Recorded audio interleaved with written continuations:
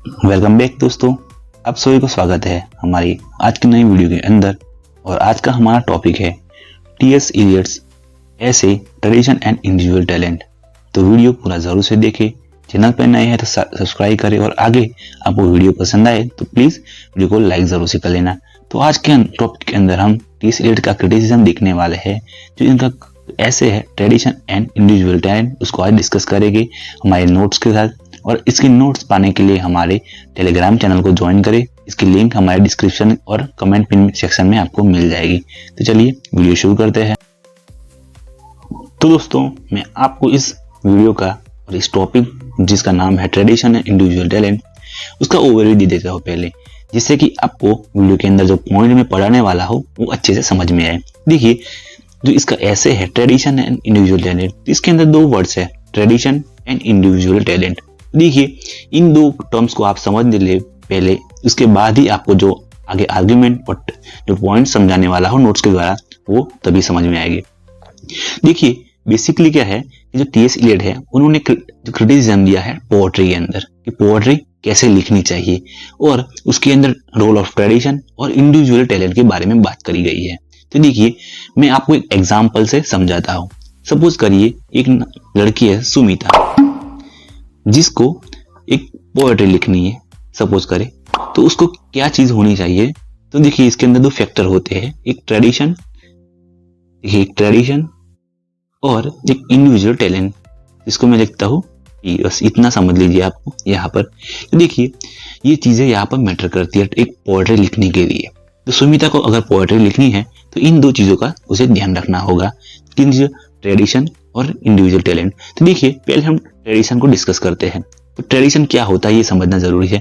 Tradition, जैसे कि India के अंदर एक ट्रेडिशन है कि जो दिवाली पे लोग फटाखे फोड़ते हैं, तो क्या है, वो एक ट्रेडिशन है जो वर्षों से चला आ रहा है। वैसे ही पोएट्री है, जिसके अंदर जो पोएट्री के अंदर लिखने की जो लिखावट होती है, उसकी टेक्निक होती है, वो इसका एक ट्रेडिशन है, जिसके अंदर लोग मेटाफर यूज करते हैं, सीमित जो वर्ड्स, कम वर्ड्स यूज करके वो अच्छा एक पोएट्री लिखते हैं। तो उस चीज को कैसे ट्रेडिशन, जो वर्षों से एक साहित्य के अंदर क्या एक प्रकार का ट्रेडिशन चला आ रहा है कि इस तरह से हमें पोएट्री लिखनी है, वो आर्ग्यूमेंट करते हैं टीएस इलियट। अब ट्रेडिशन के अंदर जो कुछ आर्ग्यूमेंट है वो हम आगे डिस्कस करेंगे, जिससे कि समझ में आएगी कि जो टीएस इलियट है वो क्या कहना चाहते हैं ट्रेडिशन से, और ट्रेडिशन का उनका जो व्यूज है वो हम समझेंगे। देखिए, जो सुमिता है उसको पोएट्री लिखनी है तो उसको ट्रेडिशन को फॉलो करना पड़ेगा। किस ट्रेडिशन को, जो इंग्लिश लिटरेचर के अंदर दिया गया है, जो पोएट्री को लिखने के लिए जो स्कॉलर लिखते थे पहले, जैसे शेक्सपियर थे, या जो बहुत बड़े बड़े जो स्कॉलर ने, जो हमारे पोएट्स थे, उन्होंने जिस तरह की पोएट्री लिखी है, उस ट्रेडिशन को सुमिता को फॉलो करना पड़ेगा। उसको कहते हैं हमारा ट्रेडिशन। अब इंडिविजुअल टैलेंट के बारे में समझते हैं। तो इंडिविजुअल टैलेंट क्या है, तो जब सुमिता को उसे पता चल गया कि इस बात को फॉलो करना है, ट्रेडिशन को, जिस तरह से पहले लोग पोएट्री लिख रहे हैं या लिखी जा रही है, उस बात को फॉलो करने के बाद उसे अपना इंडिविजुअल टैलेंट, जब कोई इंसान पोएट्री लिखता है तो वो खुद भी एक अच्छा स्कॉलर होता है, उसे भी बहुत सारी चीजें समझ में आती है, उसको इमोशन के बारे में पता होता है, तो वो क्या करता है, सोचता है कि मैं एक पोएट्री लिखता हूँ।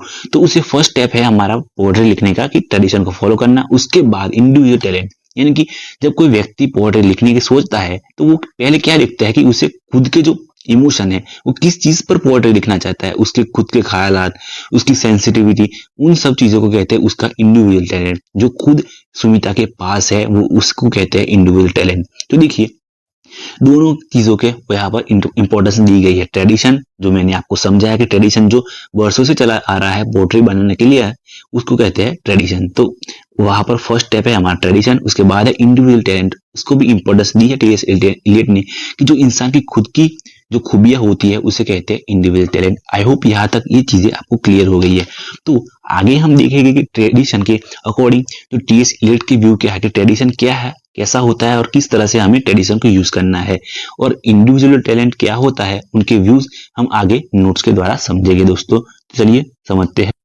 तो पहले इसका इंट्रोडक्शन देखते हैं जो हम आज समझने वाले हैं। टीएस इलियट्स ऐसे tradition and individual talent is a seminal work in literary criticism, offering a profound insight into the nature of creativity, the role of tradition, and the relationship between the poet and their work। तो ये basically हमें समझाता है कि literary criticism के अंदर एक महत्वपूर्ण जो एक टेक्स्ट है जिसके अंदर क्या दिखाया गया है, mainly the nature of creativity है, रोल ऑफ ट्रेडिशन है, और the relation between the poet and their work, जो पोएट और उसकी वर्क होती है उसके साथ जो रिलेशनशिप होती है उसके बारे में ये जो हमारा ऐसे है वो बात करता है। पब्लिश इन 1919, द ऐसे challenges the conventional notion of originality and emphasize the interplay between an individual creativity expression and literary heritage that proceeds them। तो इसके अंदर देखिए जो पब्लिश हुए थे 1919 में, तो ये हमें ध्यान रखना है दोस्तों। तो ये लाइन कहती है कि जो दिस ऐसे द ऐसे challenges convention notion of originality. देखिए इसका मतलब होता है कि जो पहले से चली आने वाली चीजें होती है, जो पहले से नोशन बना दिए है पोएट्री के अंदर, उसको चैलेंज करती है। And emphasize the interplay between individual creative expression and literary heritage that precedes them. देखिए वो ये बात करता है जो ऐसे कि जो इंडिविजुअल एक व्यक्ति होता है उसकी क्रिएटिविटी का क्रिएटिव एक्सप्रेशन होती है, और लिटरेरी हेरिटेज यानी कि साहित्य में जो इसकी हेरिटेज मिली है, जब कोई सदियों से चले आने वाला जो इतिहास है साहित्य का, जिसके अंदर बहुत सारी पोएट्री लिखी गई, उसके हेरिटेज, उसका एक संगम होता है एक पोएट्री। इस बारे में ये हमारा जो इंट्रोडक्शन दिखाता है। इसके बाद हम समझते हैं कि जो पहला पॉइंट हमने देखा था कि सुमिता को अगर एक पोएट्री लिखनी है, सपोज करिए इसको क्या लिखना है, एक पोएट्री लिखनी है, इसको लिखनी है पोएट्री, तो पोएट्री लिखनी है उसे, तो ये दो चीजों को ध्यान रखना होता है। ये दो चीजों एक पोएट्री लिखने के लिए जरूरी होती है। तो इसके अंदर पहला हमारा पॉइंट था कि भाई ट्रेडिशन और था हमारा इंडिविजुअल टैलेंट। तो देखिए फर्स्ट पॉइंट है हमारा ट्रेडिशन, उसको हम डिटेल में समझते हैं कि टी.एस. इलियट उसको कैसे समझाते हैं। तो कहते हैं, टी.एस. इलियट कहते हैं tradition as a dynamic inheritance. Eliot begin with the redefining the concept of tradition. तो देखिए उनका ऐसे वो शुरुआत करता है, वो ट्रेडिशन को कंसेप्ट को समझाता है।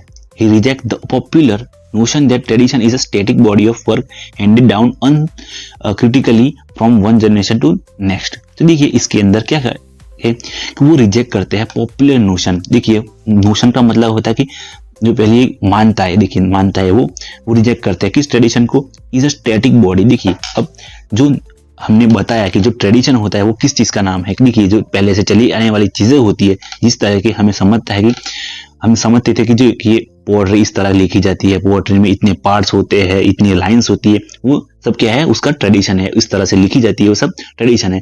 तो लोग मानते हैं कि जो ट्रेडिशन है वो कैसा है, स्टैटिक है। अब स्टैटिक का मतलब क्या थी कि वो कभी बदलता नहीं। स्टैटिक का मतलब क्या होता है कि वो कभी बदलता नहीं। बट जो टी.एस. इलियट है वो उसको रिजेक्ट करते हैं कि भाई जो हमारा ट्रेडिशन है वो समय के साथ बदलता रहता है, और वो ऐसी चीज नहीं है कि जो ऐसे ही किसी बिना क्रिटिकली एग्जामिन करे एक हैंड से दूसरे हैंड तक चली जाए, जिसका मतलब है कि लोग उसको अच्छे से एनालाइज ना करे, उसको समझे नहीं, और वैसे ही लोग उसको कॉपी कर ले। इस चीज को one generation to another generation के हैंड में पकड़ा देने की बात करते हैं। इसको फिर से समझते हैं कि वो जो पॉपुलर नोशन है कि लोग समझते हैं कि जो ट्रेडिशन है वो स्टैटिक बॉडी है, और उसको विदाउट हम क्रिटिकली एग्जामिन करें एक दूसरे के जनरेशन को हम दे देते हैं। उसके बाद समझते हैं कि instead Eliot view tradition as a dynamic and living continuum that encompasses the entire history of literature. तो देखिए टी.एस. इलियट है क्या, वो कहते हैं कि Eliot views tradition as a dynamic. अब जो रियल ही चीज है हम इसको हाईलाइट करते हैं दोस्तों। देखिए जो Eliot's view tradition as a dynamic living continuum, देखिए उनके हिसाब से क्या है, जो ट्रेडिशन है वो डायनेमिक है, इसका मतलब कि जो हमेशा बदलता रहता है। जो ट्रेडिशन है जो डायनेमिक है, हम समय के साथ वो चीजें बदलती रहती है, और encompasses the entire history of literature. और वो क्या करता है कि जो हिस्ट्री ऑफ लिटरेचर को इनकम्पासेस करता है, एक जगह से दूसरे को जनरेशन को इनकम्पासेस करता है। For the Eliot tradition is not merely about emulating the past. देखिए जो ट्रेडिशन है वो ऐसी चीज नहीं है कि फक्त उसको हम इम्यूलेटिंग का मतलब होता है उसको इमिटेशन करना। तो देखिए इलियट कहते हैं कि जो हमारा ट्रेडिशन है वो ऐसी चीज नहीं है कि जिसको हम अंधाधुंध जो पास्ट है उसको कॉपी करें। हम जब पोएट्री लिखते हैं, सपोज करें हम समझाता हूं मैं कि सुमिता को अगर पोएट्री लिखनी है तो अंधाधुंध ट्रेडिशन को फॉलो नहीं करना है, उसको उसकी डायनामिक को भी समझना है इस तरह से। और वो क्या कहते हैं कि देखिए जो merely not an emulating the past, जो अंधाधुन हमें पास्ट को फॉलो नहीं करना, it is require active engagement with the literary canons.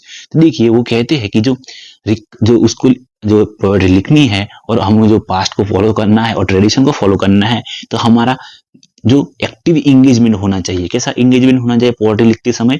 तो active engagement with the literary cannons, जो साहित्य के अंदर जो कैनन्स बनाए गए हैं, सिद्धांत बनाए गए हैं, उसको हमें एक्टिवली इंगेज होके उसको ध्यान में रख के एक पोएट्री लिखनी है। फिर से समझाता हूँ। For it tradition is not merely about emulating the past. वो कहते हैं कि पास्ट को अंधाधुन उसको फॉलो नहीं करना है, बट हमें एक्टिवली इंगेजमेंट रहना है।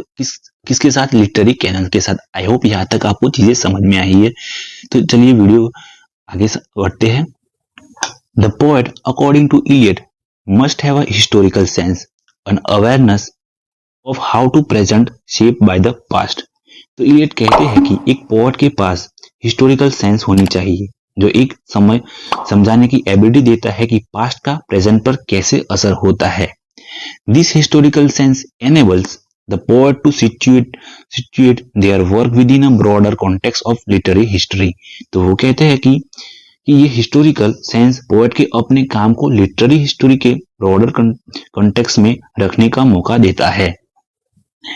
Let's argue that this sense is not a burden but an enrichment. तो देखिए जो हिस्टोरिकल सेंस की जो बात कर रहे हैं, जो ट्रेडिशन का हिस्टोरिकल सेंस की जो बात कर रहे हैं, हिस्ट्री की सेंस जो हमें ट्रेडिशन को समझने है, वो हिस्टोरिकल सेंस है। तो हमें वो कहते हैं कि Eliot argue that this is sense is not an burden but is enrichment. तो वो कहते हैं कि ये जो हमें चीज को समझना है वो एक बर्डन नहीं है, बट क्या है? इनरिचमेंट। इसके अंदर एक अलग सी हम इनरिच करते हैं, चीज अलग से डालते हैं, वो एक इनरिचमेंट का एक वैल्यू एडिशन की तरह काम करता है। Allowing poet to contribute meaningful to the ongoing dialogues of literature. तो वो क्या करता है कि जो कंट्रीब्यूट करता है एक नए डायलॉग्स और जो लिटरेचर के अंदर ऐड करने के लिए।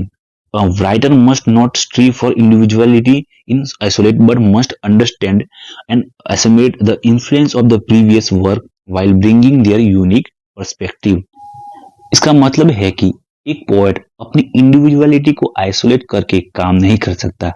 उसको अपने से पहले के कामों को समझना और अपने पर्सपेक्टिव के साथ उसको एसिमुलेट करने की जरूरत होती है। तो देखिए इसका मतलब समझते हैं ध्यान से इस लाइन का, जो पूरी एक बहुत ही कॉम्प्लिकेटेड लाइन है जिसे हम अच्छे से डिफाइन करते समझते हैं। देखिए इसका मतलब है कि जब एक व्यक्ति जब पोएट्री लिखता है तो उसको अपनी इंडिविजुअल आइसोलेशन नहीं करनी है, बट उसको क्या करना है, उसके साथ जो प्रीवियस वर्क थे उनको ध्यान में रखना है। जैसे कि शेक्सपियर ने पोएट्री लिखी है और मार्लो ने, जैसे महान जो हमारे पोएट्स थे उन्होंने जो पोएट्री लिखी है, जैसे मिल्टन थे, उन्होंने जो पोएट्री लिखी है उसको हमें क्या करना है, उसको अंडरस्टैंड करना है, उसको समझना है और उनको समझ के हमारी पोएट्री को लिखना है। इस तरह से वो समझाते हैं। Eliot's view of tradition also encompasses the idea of intersectionality. तो देखिए इलियट्स के व्यू जो ट्रेडिशन पे है वो encompasses of the idea of intersectionality, यानी कि उनके जो आइडिया वो डिराइव करते हैं इंटरसेक्शनलिटी को भी उनको ऐड करते हैं। जैसे कि each new work of art reshape the existing canons altering the way earlier works are perceived. तो वो कहते हैं कि जो इलियट का आइडिया है ये भी कहता है कि जो पहले से जो कैनन, वो कैनन का मतलब है कि पहले से जो सिद्धांत बनाए गए हैं उनको भी बदलता है। हर नए क्रिएशन के साथ ट्रेडिशन इवॉल्व भी होता है और एक पोएट को जब ट्रेडिशन के साथ इंगेज करता है तो वो एक बड़ा आर्टिस्टिक इंटरप्राइज से हिस्सा बन जाता है, जो इंडिविजुअल ऑथरशिप से प्रयास करता है। तो देखिए हम इसको फिर से समझते हैं कि this reciprocal relations means that tradition is a not fix but evolve with each new contribution into literary landscape. तो इसका मतलब होता है कि जब कोई व्यक्ति अपना कंट्रीब्यूशन देता है किसी लिटरेरी वर्क के अंदर तो वो समय के साथ बदलता है, इवॉल्व होता है। By engaging with the tradition, the poet becomes a part of large artistic enterprise that transcend individual authorship। देखिए जब एक व्यक्ति ट्रेडिशन को फॉलो करता है तो वो उसका एक अभिन्न आर्टिस्टिक पार्ट बन जाता है और दैट ट्रांसकेंड इंडिविजुअल ऑथरशिप पर जो एक दूसरे की ऑथरशिप, जो इंडिविजुअल व्यक्तिगत ऑथरशिप में वो बदलता है। तो आगे देखिए the role of individuals talent. तो देखिए अभी यहाँ पर जो इलियट के टैलेंट पर, जो इंडिविजुअल टैलेंट पर जो इसकी व्यू है वो हम समझते हैं। आई होप यहाँ पर जो कुछ पॉइंट हमने समझाए जो ट्रेडिशन को लेकर, आई होप आपको यहाँ तक समझ में आया है। तो प्लीज चैनल को सब्सक्राइब करें, वीडियो पसंद आए तो लाइक जरूर से कर लेना। थोड़ा देखिए यहाँ पर कुछ ऐसे पॉइंट्स है जो आपको ना समझ आए तो प्लीज आप इसको ऐड ना भी करें अपने आंसर के अंदर तो भी चलेगा, क्योंकि इतना जो बड़ा हमें जो पैराग्राफ दिए गए है इससे भी आपके अच्छा आंसर मीनिंगफुल बन सकता है, क्योंकि यहाँ पर कुछ बहुत ज्यादा डीप बातें भी लिखी गई है जिससे कि आपको ना भी समझ में आए। तो देखिए the role of individual talent, इसको समझते हैं दोस्तों। While Eliot emphasized the importance of tradition, he does not diminish the role of individual talent। तो देखिए जहां पर वो emphasize करते हैं ट्रेडिशन को, वहां वो जो इंडिविजुअल टैलेंट है उसको भी डिनाई नहीं करते। वो इस पर तो फोकस करते हैं ट्रेडिशन पर, वो पर इंडिविजुअल व्यक्ति के अपने टैलेंट को भी डिनाई नहीं करते। Instead he argued that true originality arise from the ability to merge personal expression with the collective heritage। तो वो कहते हैं कि ओरिजिनलिटी का असली रूप तभी आपके सामने आता है जब आप जो अपनी पर्सनल एक्सप्रेशन और जो हेरिटेज मिला है यानी कि जो आप ट्रेडिशन मिला है उसको बाइंड करते हैं, तभी आपको असली लिटरेचर बना पाते हैं, असली एक पोएम लिख पाते हैं। Eliot suggest that the poet creative process involve a deep personalization where the poet's individual emotions and expressions are transformed into the universal art। ये कहते हैं कि पोएट का क्रिएटिव प्रोसेस में एक डिपर्सनलाइजेशन होना चाहिए। इसका मतलब है कि पोएट की अपनी इमोशन और एक्सपीरियंस यूनिवर्सल आर्ट में ट्रांसफॉर्म होनी चाहिए दोस्तों। This process of depersonalization is central to the Eliot's argument. अगर सॉरी जो मैंने आगे इस वर्ड को गलत प्रोनाउंस किया हो तो इसका मतलब होता है the process of depersonalization is central to Eliot's argument. तो देखिए जो यहाँ पर इलियट्स ने आर्ग्यूमेंट दी गई है इसके अंदर उनका जो मेन फोकस है डी पर्सनलाइजेशन। तो देखिए he contend that the poet should not use poetry as a vehicle for self expression. तो देखिए वो कहते हैं कि जो पोएट्री है वो आप उसके अपने खुद के मतलब के लिए यूज ना करें, उसका व्हीकल बना के अपने बातों को समझाने, आपके अपने इमोशन को दिखाने के लिए इसको एक्सप्रेस ना करें। Instead, the poet acts as a medium through which universal truth and timeless emotion are conveyed। तो वो कहते हैं कि उसके द्वारा जो आप पोएट्री लिखते हैं वो अपने एक्सप्रेशन के बदले आप क्या लिखे, medium through which universal truth, जो यूनिवर्सल सच्चा है और टाइमलेस इमोशन है उसको कन्वे करें। Idiots compare the poet to a catalyst in chemical reaction, just as a catalyst facilitates a reaction without being alter itself। The poet personal identity should not include upon the work. तो वो कहते हैं कि तो Elliot क्या करते हैं, compare the poet to the catalyst in chemical reaction. देखिए केमिकल रिएक्शन के अंदर जो मुख्य कंपोनेंट होता है इसको कहता है कैटालिस्ट, जिसके अंदर वो कहता है खुद जो इन्वॉल्व तो होता है बट उसके अंदर उसको खुद को बदलता नहीं है। Just as a catalyst facilitate the reaction without being alter itself. देखिए जो कैटालिस्ट होता है वो खुद अल्टर नहीं होता पर वो रिएक्शन के अंदर काम तो जरूर करता है। The poet's personal identity should not include upon the work. देखिए जो उसकी जो पोएट होता है ऐसे ही जैसे जो कैटालिस्ट वर्क करता है वैसे ही पोएट को क्या करना है, उसकी पर्सनल आइडेंटिटी को इसके अंदर इंक्लूड नहीं करना उसके वर्क के अंदर। तो देखिए Idiots focus on the depersonalization, challenge the romantic notion of the poet as a solitary genius whose work reflect their inner life। देखिए इसका मतलब होता है, तो देखिए जो इसका कॉन्सेप्ट है इलियट का जो डीपर्सनलाइजेशन वो क्या करता है, रोमांटिक नोशन को चैलेंज करता है। अब रोमांटिक नोशन क्या होते हैं कि जो रोमांटिक पोएट थे वो क्या करते थे कि अपने खुद के इमोशन को ज्यादा एक्सप्रेस करते थे, अपनी पर्सनालिटी को एक्सप्रेस करते थे और वही उनका मानना था जो उनके वर्क के अंदर दिखता था। इस चीज को जो ये ट्रेडिशन है उसको क्या करते हैं, वो उनको चैलेंज करते हैं कि हमें अपनी चीजों को नहीं दिखाना, हमारे अपने इमोशन को, हमारी अपनी पर्सनालिटी को यहाँ पर पोर्ट्रे नहीं करना। उस चीज को हम ये रोमांटिक नोशन कहते हैं। जो ये चीज जो हमारा ये पॉइंट है वो इसको चैलेंज करता है। Of the poet as a solitary genuine whose work reflect their inner life. तो देखिए इसके अंदर था कि जो खुद को अपनी खुद की लाइफ को रिफ्लेक्ट करता है। इसके अंदर जो रोमांटिक नोशन थे, रोमांटिक पोएट अपनी खुद की लाइफ को ऐसे एक्सप्रेस करते थे। For it the value of poetry is lies not a poet personality but is in the quality of the artistic creation। तो देखिए जो इलियट के लिए जो पोएट्री की वैल्यू है, जो आप पोएम लिखते हैं उसकी वैल्यू कहाँ रही है, जो lies not in a poet personality. देखिए जो पोएट की पर्सनैलिटी है वहां पर जो पोएट्री की वैल्यू नहीं होती है बट उसकी कहाँ होती है, quality of the artistic work. जब कोई भी जो व्यक्ति होता है, तो उसकी पर्सनालिटी उसकी पोएट्री में इन्वॉल्व नहीं होनी चाहिए। इसका मतलब है कि उसकी जो गुणवत्ता होती है पोएट्री की, वो उसकी पर्सनालिटी में नहीं होती व्यक्ति की, वो कहा होती है जो क्वालिटी ऑफ आर्टिस्टिक क्रिएशन होता है, जो उसने लिखा है। जो व्यक्ति हो एक पर्सन है, जो उसने जो जिस चीज को लिखा है पोएट्री को, उसके हिसाब से उसको जज करना चाहिए। The poet role is to channel the refine their experience, synthesizing them with the large literary tradition to produce work that resonate universally। तो इसका मतलब है दोस्तों, एक पोएट का काम है अपने एक्सपीरियंस को रिफाइन और ट्रेडिशन के साथ सिंथेसाइज करना, ताकि यूनिवर्सल रिजोनेंस के साथ एक यूनिक क्रिएशन हो पाए। जिसका मतलब है कि आपको क्या करना है कि जो अपने एक्सपीरियंस और जो ट्रेडिशन है उसके साथ सिंथेसाइज करना है, जिससे कि एक अच्छी पोएट्री आप बना पाए। इतना है यहाँ पर समझना की चीजें है।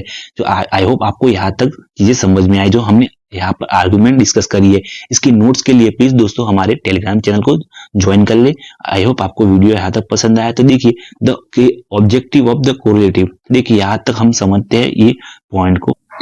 One of the most influential concept introduced in the tradition and the individual talent is Eliot's idea of the objective correlative। तो देखिए इलियट का एक और इन्फ्लुएंशियल कंसेप्ट ऑब्जेक्टिव और कोरिलेटिव है। वो इसे किस तरह से define, Eliot's idea of the objective correlative, he defines this as a set of objective situation और event that evoke the specific emotion in the reader. तो वो कहते हैं कि डिफाइन करते हैं ऐसे जो सेट ऑफ ऑब्जेक्टिव्स, सिचुएशन या इवेंट्स जो रीडर के अंदर के स्पेसिफिक इमोशन को इवोक करते हैं। देखिए according to Eliot the poet task is to create an objective correlative that externalise emotion in a way that is comprehensible and relatable. तो पोएट का काम है ऐसा है जो ऐसी इमेज को और लैंग्वेज को यूज करना। देखिए जब पोएट अपनी पोएट्री लिखता है तो उसे क्या करना है, ऐसी इमेज और ऐसी लैंग्वेज का यूज करना है जिससे कि जो इमोशन को बाहर लाए और एक्सटर्नलाइज करे उसको, और यूनिवर्सल रिलेटेबल हो, और कि सारे के सारे लोगों के साथ उसको रिलेटिव कर पाए, अपने हर जो मतलब लाइन के लोग हो उसको रिलेट कर पाए। ऐसे इसको आपको लिखना है, ऐसी इमेज को क्रिएट करना है, ऐसी लैंग्वेज को यूज करना है। Eliot emphasized on the objective correlative, underscore his belief in the importance of the craft and technique in poetry। देखिए इनका इलियट के इम्फेसाइज किस चीज पर करते हैं, तो देखिए उनका जो ऑब्जेक्टिव कोरिलेटिव है वो underscore his belief in the importance of craft and technique poetry. देखिए आप पोएट्री को किस तरह से क्राफ्ट करते हैं, उसको बनाते हैं, और टेक्निक जो पोएट्री के अंदर आप यूज करते हैं, rather than relying on the direct emotion expression, बजाय कि आप किस तरह से ओनली रिलाई करते हैं डायरेक्ट इमोशनल एक्सप्रेशन। जैसे कि आप क्या करते हैं, कोई व्यक्ति है जब पोएट्री लिखता है तो डायरेक्टली अपने एक्सप्रेशन को, इमोशनल एक्सप्रेशन को दिखा देता है, बट वो इम्फसाइज करते हैं इलियट की क्राफ्ट, यानी कि जो पोएट्री की बनाने की टेक्निक हो वो भी हमें जरूर से ध्यान रखनी है। The poet must use concrete imaginary and precise the language to evoke the feeling in the audience. तो जो इलियट कहते हैं कि जो हमें इमेजिनरी यूज करनी चाहिए, बहुत अच्छी लैंग्वेज यूज करनी चाहिए, जिससे कि फीलिंग और जो फीलिंग को इवोक कर पाए, ऑडियंस के अंदर फीलिंग्स और इमोशन को जगा पाए। This approach ensure that the emotion impact of the poem is not a contingent on the poet's personal experience but is accessible to all readers. होता है कि this approach ensure that emotion impact of poem, जो emotional impact है जो हमारी poem का, वो जो ये दिखाती है कि poem is not a containing the poet's personal experience. देखिए जो पोएट के द्वारा, जो पोएम के द्वारा जो इमोशन इवोक हुई है वो एक जो पोएट की पर्सनल इमोशन के द्वारा नहीं, बट उनके जो रीडर की जो खुद की यूनिवर्सल जो एक्सेसिबिलिटी है, जो उनकी भावनाएं है, उनसे जो निकले है इमोशन, उसके द्वारा। The concept of the objective, अगर सॉरी आपको यहाँ तक ये चीजें समझ में ना आई हो तो मुझे माफ करना, बट मैं भी यहाँ पर थोड़ा समझाने में थोड़ा ये डिफिकल्ट है इसको समझाना। यह इंग्लिश में पढ़ के हम समझ सकते हैं, बट इसका जो एग्जैक्ट हम ट्रांसलेट करने बैठे तो थोड़ा डिफिकल्ट होता है। तो the concept of the objective quality also reflect the Eliot's broader critic overall subject of poetry. देखिए तो ये क्या दिखाता है कि उनका जो ओवर रिलाई था सब्जेक्टिव पोएट्री पर, उसको रिफ्लेक्ट करता है। By grounding the emotion in external reality the poet avoid the pitfall of the sentimental and self-indulgence. Instead, the poem becomes the carefully constructed artifact that resonate with the universal significance. तो इसका मतलब है कि ये idea overall subjective poetry का critic भी है। जब इमोशन को एक्सटर्नल रियलिटी में ग्राउंड किया जाता है तब पोएट्री सेंटिमेंटलिटी और सेल्फ इंडिजिनियस से दूर रहती है। इस अप्रोच से पोएम एक केयरफुली कंस्ट्रक्टेड आर्टिफैक्ट बनती है जो यूनिवर्सल सिग्निफिकेंस के साथ रिजोनेट करती है। दोस्तों यहाँ तक वीडियो हमारा बहुत ज्यादा लंबा हो चुका है, बट जो यहाँ पर आगे के जो टॉपिक्स है वो इतने ज्यादा इंपॉर्टेंट नहीं है, जैसे कि the impersonal nature of art है, या फिर इसके बाद जो इलियट्स की इम्पैक्ट ऑन लिटरेरी क्रिटिसिज्म है, और लास्ट में हमारा कंक्लूजन है। तो देखिए ये जो पॉइंट है आप खुद भी एक बार पढ़ के समझ सकते हैं, तो मैं आपको इसकी जो नोट्स है वो प्रोवाइड करवा दूंगा। तो आगे हमने जो तीन देखिए, हमने जो ये ऑब्जेक्टिव ऑफ क्वालिटी देखा, फिर देखिए रोल ऑफ इंडिविजुअल टैलेंट देखा, और जो हमारा first tradition as a dynamic inheritance था, वो हमारे तीन मेन पॉइंट थे जिसको हमें समझना था, क्योंकि वही डिफिकल्ट है और वही एग्जाम में एग्जैक्टली हमें लिखने होते हैं। तो दोस्तों आई होप मैं आपको ये वीडियो समझा पाया। तो देखिए हमारे चैनल को सब्सक्राइब जरूर से कर लेना। देखिए कंक्लूजन के अंदर भी हमें कुछ इसके ही बारे में जो समरी दिखाई गई है, तो आप यहाँ पर हमारे नोट्स का यूज करके एक अच्छा आंसर लिख सकते हैं और इसे समझ भी सकते हैं। Thank you so much. और हमारे जो टेलीग्राम चैनल को ज्वाइन करके इसकी नोट्स जरूर से डाउनलोड कर लेना।